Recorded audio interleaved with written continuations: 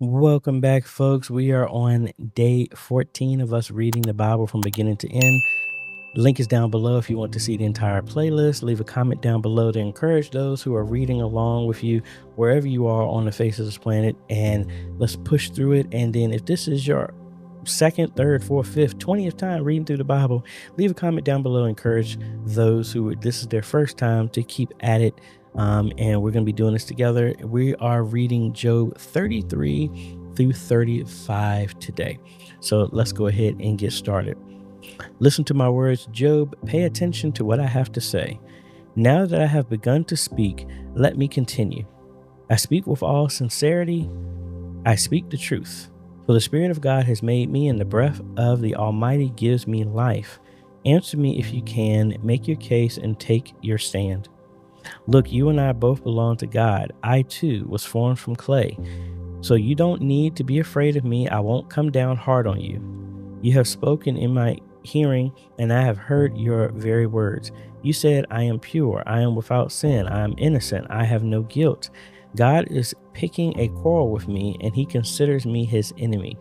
He puts my feet in the stockings and watches my every move. But you are wrong, and I will show you why. For God is greater than any human being. So why are you bringing a charge against him? Why say he does not respond to people's complaints? For God speaks again and again, though people do not recognize it. He speaks in dreams and visions of the night, when deep sleep falls on people as they lie in their beds. He whispers in their ears and terrifies them with warnings. He makes them turn from doing wrong, and he keeps them from pride. He protects them from the grave, from crossing over the river of death. Or God disciplines people with pain on their sick beds, with ceaseless aching in their bones. They lose their appetite for even the most delicious food. Their flesh wastes away and their bones stick out. They are at death's door. The angels of death wait for them. But if an angel from heaven appears, a special messenger to intercede for a person and declare that he is upright, he will be gracious and say, rescue him from the grave, for I have found a ransom for his life. Then his body will become as healthy as a child's, firm and youthful again. When he prays to God, he will be accepted, and God will receive him with joy and restore him to good standing. He will declare to his friends, I sinned and twisted the truth, but it was not worth it. God rescued me from the grave, and now my life is filled with light. Yes, God does these things again and again for people. He rescues them from the grave so they may enjoy the light of life. Mark this well, Job. Listen to me, for I have more to say. But if you have anything to say, go ahead, speak, for I am anxious to see you justified. But if not, then listen to me. Keep silent, and I will teach you wisdom. Now on to chapter 34. Then Elihu said, listen to me, you wise men. Pay attention, you who have knowledge. Job said, the ear tests the words it hears, just as the mouth distinguishes between foods. So let me discern for ourselves what is right. Let us learn together what is good. For Job also said, I am innocent, but God has taken away my rights. I am innocent, but they call me a liar. My suffering is incurable, though I have not sinned. Tell me, has there ever been a man like Job with his thirst for irreverent talk? He chooses evil people as companions. He spends his time with wicked men. He has even said, why waste time trying to please God? Listen to me, you who have understanding. Everyone knows that God doesn't sin. The Almighty can do no wrong. He repays people according to their deeds. He treats people as they deserve. Truly, God will not do wrong. The Almighty will not twist justice. Did someone else put the world in his care? Who set the whole world in place? If God were to take back his spirit and withdraw his breath, all life would cease and humanity would turn again to dust. Now listen to me if you are wise. Pay attention to what I say. Could God govern if he hated justice? Are you going to condemn the Almighty Judge? For he says to kings, you are wicked, and to nobles, you are unjust. He doesn't care how great a person may be, and he pays no more attention to the rich than the poor. He made them all. In a moment they die, in the middle of the night they pass away. The mighty are removed without human hand.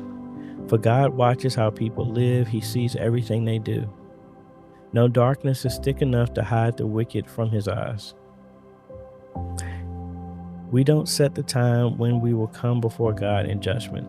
He brings the mighty to ruin without asking anyone, and he sets up others in their place. He knows what they do, and in the night he overturns and destroys them. He strikes them down because they are wicked, doing it openly for all to see. For they turned away from following him. They have no respect for any of his ways. They cause the poor to cry out, catching God's attention. He hears the cries of the needy. But if he chooses to remain quiet, who can criticize him? When he hides his face, no one can find him, whether an individual or a nation. He prevents the godless from ruling so they cannot be a snare to the people.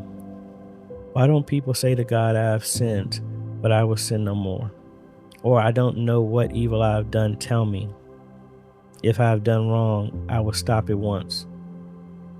Must God tailor his justice to your demands, but you have rejected him? The choice is yours, not mine. Go ahead, share your wisdom with us.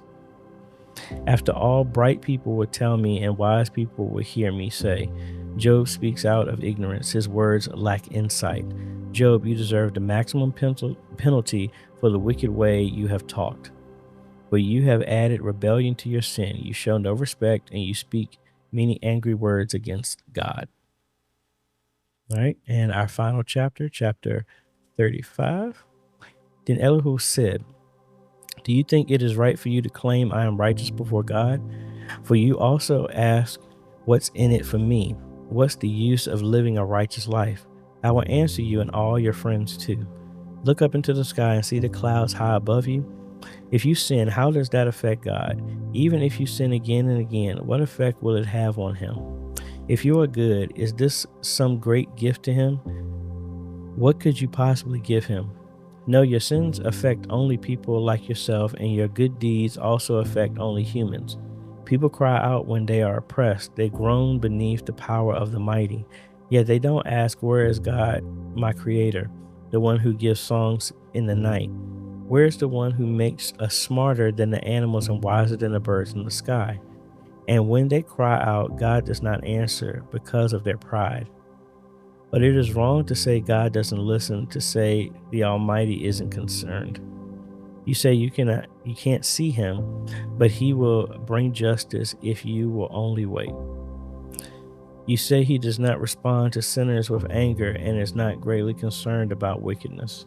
But you are talking nonsense, Job. You have spoken like a fool.